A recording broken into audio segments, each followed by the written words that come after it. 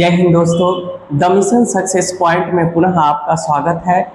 मैं अमित कुमार आपके समक्ष राज्य व्यवस्था लेकर आया हूं और इस चैनल पर क्रमबद्ध मैथ के भी क्लास डाले जा रहे हैं और आपका पॉलिटी का क्लास रेगुलर डाले जा रहे हैं। आई होप कि आप सभी इस वीडियो को देखते होंगे, इससे थोड़ा बहुत सीख ले रहे होंगे, जिससे आने वाले एग्जाम में आपको हेल्प कर सकें।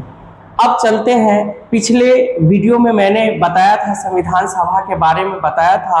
अब चलते हैं, हम लोग कुछ समितियां बनी थी और इसमें संविधान को निर्माण करने के लिए एक प्रारूप समिति का गठन किया गया था, है ना। ये प्रारूप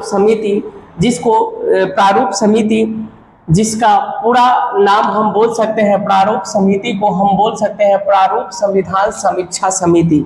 यानी कि जो संविधान हमारा बनकर तैयार हो रहे थे उसकी समीक्षा करना, यानी कि देश के हर एक कोने से जो प्रतिनिधि चुनकर निर्वाचित होकर आए थे उनके द्वारा दिए गए तथ्यों को ये प्रारूप समिति उस तथ्यों को क्या कर रहे थे, समीक्षा कर रहे थे, जांच पड़ताल कर रहे थे। और इस प्रारूप समिति का गठन 29 अगस्त 1947 को हुआ था। ये पूर्व के भी एग्जाम में पूछे गए हैं कि प्रारूप समिति का गठन कब हुआ था, तो 29 अगस्त 1947 को। इस प्रारूप समिति जो है, ये हमारा टॉपिक बहुत ही इम्पोर्टेंट है और इससे कई बार क्वेश्चन पूछे जा चुके हैं। आई होप कि आने वाले समय में भी इससे क्वेश्चन पूछे जा सके, इसलिए इस टॉपिक को अच्छे से समझेंगे और याद करने का प्रयास करेंगे।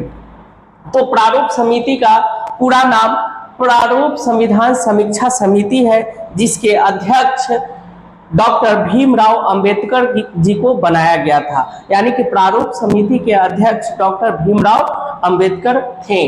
और गठन इसका कब हुआ था, तो 29 अगस्त 1947 को हुआ था।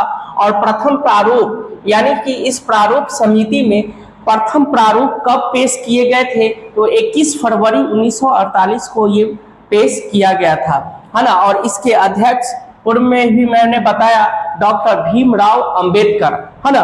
कभी कभी क्वेश्चन पूछे जाते हैं कि प्रारूप समिति में टोटल कितने सदस्य थे। एक तो अध्यक्ष डॉक्टर भीमराव अंबेडकर थे और इनके अन्य सदस्यों की संख्या 6 थी, है ना। उन सदस्यों के नामों को याद करने का प्रयास करेंगे और आई होप कि जो हम ट्रिक बताएंगे उससे आपको याद रहेगी। अब हम सभी जानते हैं कि प्रारूप समिति के अध्यक्ष डॉक्टर भीमराव अंबेडकर जी थे और उनके 6 अन्य सदस्य कौन कौन थे, तो डॉक्टर एन गोपाल स्वामी, दूसरे अल्लादी कृष्णा स्वामी अय्यर, तीसरा था एन माधव राव, चौथा के एम मुंशी, जो कि एक कांग्रेसी नेता थे, कौन, के एम मुंशी, और पांचवा थे सैयद मोहम्मद सादुल्ला। मुस्लिम में सिर्फ एक ही थे, केवल एक मुस्लिम, है ना, बोल सकते हैं फर्स्ट मुस्लिम, है ना, फर्स्ट मुस्लिम थे। डीपी खेतान, और डीपी खेतान की जगह पर मैंने टीटी कृष्णमाचारी का नाम लिखा है, क्योंकि डीपी खेतान बेचारे ये जब हेल्पर बने थे तो ये इनकी मृत्यु हो गई थी, है ना। तो इस प्रकार इनके मृत्यु होने के उपरांत 6ठे नंबर पर आ गए थे टीटी कृष्णमाचारी। आई होप कि ये 6 सदस्य याद हो गए होंगे। अध्यक्ष तो आपको याद ही है कि डॉक्टर भीमराव अंबेडकर, प्रारूप समिति के अध्यक्ष डॉक्टर भीमराव अंबेडकर जी थे। और अन्य सदस्य एन गोपाल स्वामी, अल्लादी कृष्णा स्वामी अय्यर, एन माधव राव, के एम मुंशी, सैयद मोहम्मद सादुल्ला, डीपी खेतान जिनकी मृत्यु हो गई थी, और टीटी कृष्णमाचारी। हो सकता है कि क्वेश्चन पूछ सकता है कि प्रारूप समिति के सदस्यों में किनकी मृत्यु हो गई थी, तो डीपी खेतान, यानी कि बेचारा खेप नहीं पाया था इसलिए उनकी मृत्यु हो गई थी और इनके स्थान पर टीटी कृष्णमाचारी आया। तो मैंने बताया था कि इसको याद कैसे रखेंगे, तो पहले तो हम जानते हैं कि इसके अध्यक्ष डॉक्टर भीमराव अंबेडकर है। और इसमें एक कॉमन देखने को मिल रहा है कि हम सभी जानते हैं कि भगवान श्री कृष्ण के बहुत सारे रूपों का नाम है जो कि इसमें दिए गए हैं। इस प्रकार हम याद कर सकते हैं कि प्रारूप समिति के अन्य सदस्य कौन कौन है। तो इसमें देखेंगे कि भगवान श्री कृष्ण का कौन कौन सा रूप इसमें दिया हुआ है। तो भगवान श्री कृष्ण को गोपाल भी कहा जाता है, कृष्ण तो कहा ही जाता है, माधव भी उनको बोला जाता है, यानी कि गोपाल, कृष्ण, माधव और लास्ट में देखिए टीटी कृष्णम चारी। इस प्रकार हम बोल सकते हैं कि इन 6 में से 4 भगवान श्री कृष्ण के नाम का उल्लेख किया गया है। अर्थात याद करने में ये सिंपल सा हो जाएगा कि कृष्ण के 4 रूप एक हो जाएंगे, गोपाल, कृष्ण, माधव, उसके बाद लास्ट में कृष्णम चारी। ये आपको याद करने के व्यू से हम बता रहे हैं।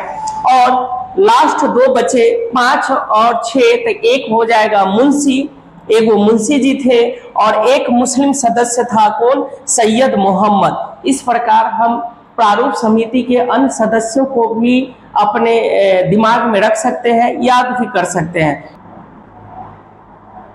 इस प्रकार प्रारूप समिति को देखे समझे। इसके बाद कुछ अन्य समितियां भी है जिनसे क्वेश्चन पूछने की संभावना है इन फ्यूचर में, क्योंकि कंपटीशन और ज़्यादा टफ होते जा रही है। और आप हम मतलब जितने भी परीक्षार्थी हैं उनको घुमाने का प्रयास करेगा। इस तरह हम चाहते हैं कि अन्य जो भी समितियां हैं उनको भी ध्यान में रखा जाए। जो भी मुख्य समितियां हैं उसको मैंने पहले ही लिख लिया है और उसको थोड़ा सा एक्सप्लेन करते हैं। तो पहला आता है संघ शक्ति समिति, यानी कि हमारे देश का जो संविधान बनकर तैयार हो रहा था उस संघ का, पूरे संघ समिति का अध्यक्ष कौन थे, तो पंडित जवाहरलाल नेहरू, यानी कि ये लोग क्या थे, अध्यक्ष थे, है ना, ये अध्यक्ष थे। पंडित जवाहरलाल नेहरू संघ शक्ति समिति के अध्यक्ष थे। उसके बाद प्रांतीय संविधान समिति, अल्पसंख्यक समिति और मूल अधिकार समिति, इन तीनों समिति के अध्यक्ष कौन थे, तो सरदार वल्लभ भाई पटेल थे। सरदार वल्लभ भाई पटेल का भी हमारे स्वतंत्रता क्या कहते हैं, भारत को स्वतंत्र करने में बहुत बड़ा योगदान है। और हमारा जो भारत छोटे छोटे कस्बों में जो बटा हुआ था, छोटे छोटे प्रांतों में लगभग 510 प्रांतों में बटे हुए थे, उस सब को जोड़ने का काम हमारे सरदार वल्लभ भाई पटेल जी किए थे, है ना। तो इस प्रकार प्रांतीय संविधान समिति, अल्पसंख्यक समिति और मूल अधिकार समिति के अध्यक्ष सरदार वल्लभ भाई पटेल जी थे।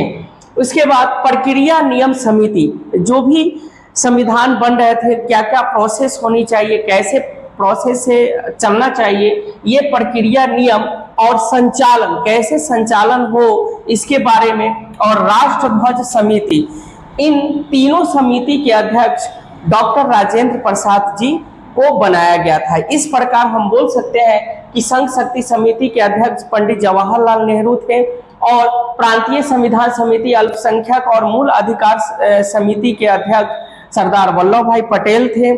उसके बाद प्रक्रिया समिति, संचालन समिति और क्या कहते हैं, राष्ट्रध्वज समिति, इन तीनों समिति के अध्यक्ष डॉक्टर राजेंद्र प्रसाद थे। और एक और बात बताते चलते हैं कि राष्ट्रध्वज समिति के अध्यक्ष तो राजेंद्र प्रसाद थे ही, लेकिन हमारा राष्ट्रध्वज कब अपनाया गया, तो 22 जुलाई 1947 को ये राष्ट्रध्वज समिति के तहत 22 जुलाई 1947 को अपना जो तिरंगा राष्ट्रीय ध्वज के रूप में अपनाया गया था। राष्ट्रीय ध्वज के रूप में अपनाया गया था। कब अपनाया गया था, तो 22 जुलाई 1947 को। इस प्रकार कुछ समितियों के बारे में हमने बताया जो कि एग्जाम से रिलेटेड है और आई होप कि आने वाले एग्जाम में ये पूछने की संभावना ज़्यादा है। इस प्रकार प्रारूप समिति को समझे, कुछ अन्य समितियों को भी हमने समझ लिया और आई होप कि ये आपको समझ में आ गई होगी। अब इसके बाद हम लोग चलते हैं संविधान के बारे में, यानी कि इतना जो प्रोसेस हो रहे थे हमारे संविधान के निर्माण करने के लिए हो रहे थे, इस प्रकार इतने प्रोसेस से हमारा संविधान गुजरा है और संविधान बनकर तैयार भी हो गए। इस प्रकार 26 नवंबर 1949 को हमारा संविधान बनकर तैयार हो गए थे। उससे पूर्व लागू होने से पूर्व जब हमारा संविधान बनकर तैयार हुआ तो उसके वाचन भी किए गए थे, अर्थात हमारे संविधान लिखा जाने के बाद इसी संविधान सभा में जो भी तथ्य लिखे गए हैं उसको क्रमबद्ध बोले गए थे। इससे भी रिलेटेड 3 टर्म में मतलब संविधान का वाचन हुआ था, उससे भी क्वेश्चन आते हैं, उसको भी हम लोग इसके बारे में समझने का प्रयास करेंगे और याद करेंगे। तो चलते हैं संविधान सभा के वाचन के बारे में। तो संविधान सभा का वाचन 3 चरणों से हुआ है। अब आते हैं संविधान के वाचन में, और संविधान का वाचन फर्स्ट वाचन हुआ था 4 नवंबर 1948 से 9 नवंबर 1948। देखने में ही ये छोटा लग रहा है क्योंकि मात्र 5 दिन तक ये हुए थे, इसलिए पहला वाचन जो हुआ था, फर्स्ट वाचन जो हुआ था, सबसे छोटा वाचन हुआ था। सबसे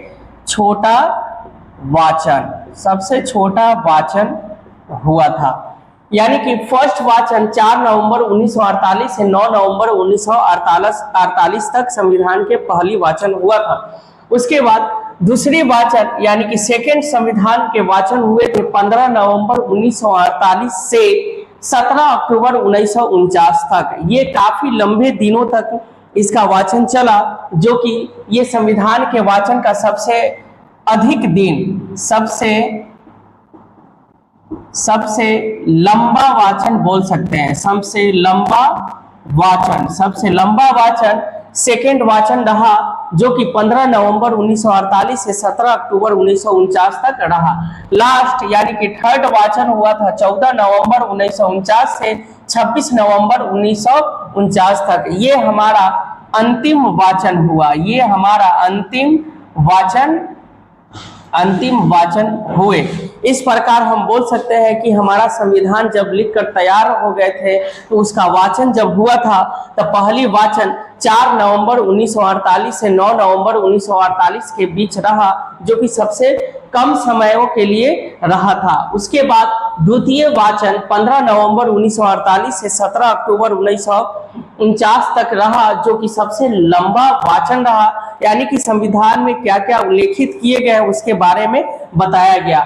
लास्ट वाचन यानी कि थर्ड वाचन हुआ था 14 नवंबर 1949 से 26 नवंबर 1949 को, और हमारा संविधान बनकर तैयार हो गए थे। और लास्ट यानी कि अंतिम दिन 26 नवंबर 1949 को संविधान सभा में जितने भी प्रतिनिधि उपस्थित थे उन सभी ने अपना अपना हस्ताक्षर उन संविधान पर किए थे, जिसमें 15 महिलाओं में से 8 महिलाओं का भी सिग्नेचर देखने को मिलता है। इस प्रकार हमारा संविधान बनकर तैयार 26 नवंबर 1949 को हो गया, और इसी के उपलक्ष्य में प्रत्येक 26 नवंबर को हम राष्ट्रीय संविधान दिवस के रूप में मनाते हैं।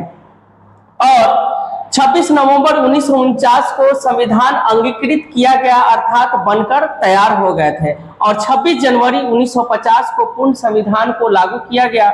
एक मुद्दा उठ सकता है कि जब हमारा संविधान 26 नवंबर 1949 को बनकर तैयार हो गए थे तो 26 जनवरी 1950 को लागू क्यों किया गया?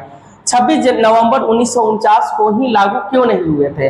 तो लागू तो 26 नवंबर 1949 को ही होने वाली थी, लेकिन संविधान सभा में बैठे एक व्यक्ति ने कहा कि 26 नवंबर 1949 हमारे राष्ट्र हित के लिए राष्ट्रीय कोई घटना या मतलब राष्ट्रीय प्रतीक का डेट नहीं है, इसलिए 26 नवंबर 1949 को अपना संविधान लागू नहीं किया गया। तो पूछा गया कि भाई आज नहीं होगा, 26 नवंबर को नहीं होंगे, तो कब संविधान को लागू किया जाएगा? तो उसी में से एक बुजुर्ग व्यक्ति ने कहा कि 26 जनवरी को, प्रत्येक 26 जनवरी को हम लोग स्वतंत्रता दिवस मनाते हैं और उसी 26 जनवरी को हम अपना संविधान को पूरा लागू करेंगे। और 26 जनवरी को, क्योंकि हमारा देश 15 अगस्त 1947 को आज़ाद हो गए थे और हम अपना स्वतंत्रता दिवस प्रत्येक 15 अगस्त को मनाने लगे थे, तो स्वतंत्रता दिवस तो आज़ादी से पूर्व हम लोग 26 जनवरी को मनाते थे। इसलिए उस व्यक्ति ने 26 जनवरी का डेट निर्धारण किया, क्योंकि 26 जनवरी 1929 को लाहौर अधिवेशन हुआ था और लाहौर अधिवेशन में जवाहरलाल नेहरू ने रावी नदी के तट पर मध्य रात्रि में पहला स्वतंत्रता दिवस मनाया था। तो इस व्यू से भी हमारा 26 जनवरी एक राष्ट्रीय प्रतीक का दिन था। इसलिए सभी लोगों का विचार हुआ कि हमारा जो संविधान है वो 26 जनवरी 1950 को लागू हो, अर्थात 26 जनवरी को ही लागू हो। और इस प्रकार उनकी बातों को सभी व्यक्तियों ने, सभी निर्वाचित व्यक्तियों ने, उस संविधान सभा में उपस्थित सभी व्यक्तियों ने उनकी बातों का समर्थन किया और हमारा देश हमारे देश में 26 जनवरी 1950 को पूर्ण संविधान को लागू किए गए। इस प्रकार हम बोल सकते हैं कि हमारा संविधान, ये दोनों क्वेश्चन पूछे जाते हैं कि हमारा संविधान बनकर या संविधान अंगीकृत कब हुए, तो 26 नवंबर 1949 को, और हमारा संविधान लागू कब हुए, हमारा संविधान पूर्ण रूप से लागू कब हुए, तो 26 जनवरी 1950 को लागू हुए। कुछ 26 नवंबर 1949 को कुछ आर्टिकल्स लागू किए गए थे जो देश हित के लिए हो, जो नियम कानून के तहत हमारा देश तब तक चल सके, यानी कि कुछ लगभग 15-16 आर्टिकल्स को 26 नवंबर 1949 को भी लागू किए गए थे। लेकिन पूर्णतः संविधान हमारा 26 जनवरी 1950 को लागू किया गया। इस प्रकार क्वेश्चन पूछेंगे कि संविधान कब अंगीकृत हुए, तो 26 नवंबर 1949 हमारा सही जवाब होगा। और हमारा पूर्ण रूप से संविधान लागू कब हुए थे, तो 26 जनवरी 1950 को हुआ था। इस प्रकार संविधान सभा का निर्माण हुआ। संविधान सभा में कैसे किन किन समितियों का निर्माण हुआ, किस समिति ने संविधान की समीक्षा की, और संविधान बनकर तैयार होने के उपरांत कितने चरणों में संविधान का चर्चा किया गया, और संविधान का चर्चा होने के उपरांत हमारा संविधान कब पूर्ण रूप से लागू हुए, इसके बारे में मैंने चर्चा की है। आई होप कि आपको अच्छी तरह से समझ में आ गई होगी, और जितने भी बातें मैंने बोर्ड पर लिखी थी या समझाया है, ये आने वाले एग्जाम के लिए बहुत ही इम्पोर्टेंट है। अतः आपसे रिक्वेस्ट है कि इन सारी बातों को अच्छे से समझे, अच्छे से मतलब ना हो तो 1-2 बार वीडियो को जरूर देखें और इसको समझने का प्रयास करेंगे। आई होप कि पूर्व के सारे वीडियो अच्छी तरह से समझ में आ गई हो। अगर कोई डाउट हो तो आप कमेंट कर सकते हैं, और मैं पूरी कोशिश करूंगा कि उस डाउट को क्लियर कर सके। तब तक आप हमारे चैनल द मिशन सक्सेस पर बने रहें, और आने वाले वीडियो में हम प्रारूप समिति के बारे में तो बता चुके हैं, प्रस्तावना के बारे में हम कुछ चर्चा करेंगे। उसके बाद भाग और अनुसूची के बारे में भी बताएंगे, जो कि एग्जाम में पूछे जाते हैं। भाग से भी क्वेश्चन पूछे जाते हैं और अनुसूची से भी क्वेश्चन पूछे जाते हैं। इसके बारे में हम आगे के वीडियो में चर्चा करेंगे। तब तक आप हमारे चैनल पर बने रहें, लाइक करें और दोस्तों में शेयर करें। Thank you.